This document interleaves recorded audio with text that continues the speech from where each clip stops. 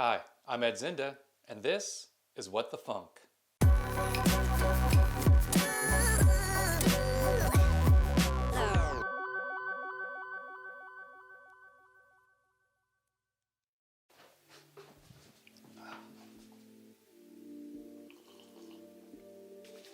I know it's been a while since I posted a video, but I've decided to get back into it, and in this video, I'm going to talk about the recent Istanbul hard fork on the Ethereum mainnet.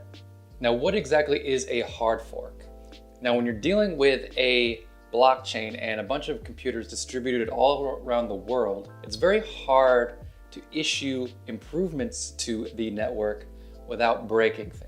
Now, sometimes developers are able to introduce improvements to the network without introducing breaking changes, and this is called a soft fork. Now, on the other hand, when developers introduce a change that will not work on the old network, this is called a hard fork. Now, in order for a hard fork to be successful, you need consensus of the entire network, or at least the majority of the network.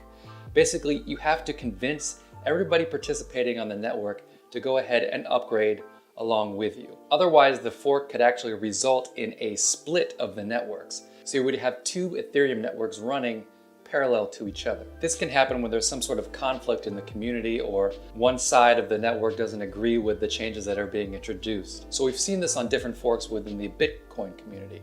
And that's why you have things like Bitcoin Cash, Bitcoin Satoshi's Vision, Bitcoin Gold. It's because certain members of those networks decided we want to introduce changes, whereas other people on the network decided we want other changes or we don't want those changes, and they continued to mine on the old chain, and another side of the network started mining on a new chain.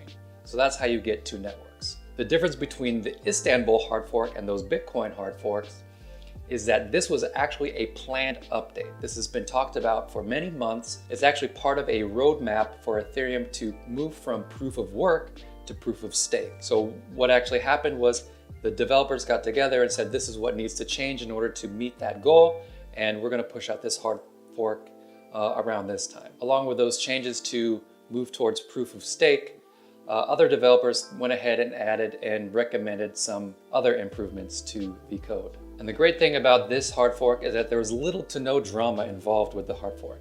Virtually 100% consensus on the network. So the hard fork went off without a hitch. The Ethereum network upgraded and continued to be one single network. Regular users likely didn't even realize a hard fork had happened. So what changed with this hard fork? So the first cool feature that was added was interoperability with Zcash. So this is actually a first of two parts in order to be able to move Ethereum onto the Zcash network and Zcash onto the Ethereum network. So Ethereum's already created interoperability between the two, and Zcash plans to add interoperability early next year.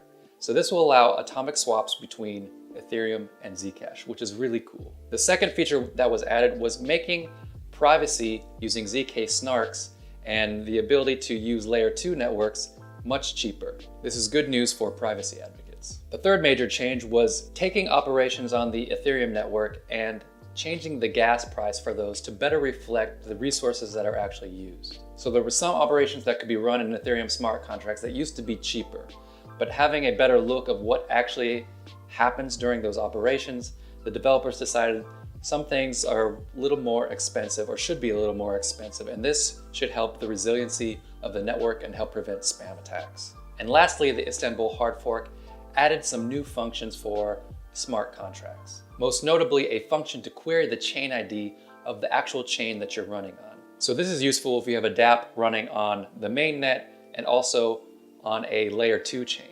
So if you have the same contract running on both chains, you're able to do some interesting things by being able to query the actual chain ID that the smart contract is running on. And that's it. Kudos to the Ethereum core development team and the Ethereum community for a successful hard fork. And I'm really excited that we're one step closer to Ethereum 2.0 and proof of stake. So what do you think about the Istanbul hard fork? Also, is there anything you're looking forward to in Ethereum 2.0? Leave your comments down below, and I look forward to seeing you in the next video.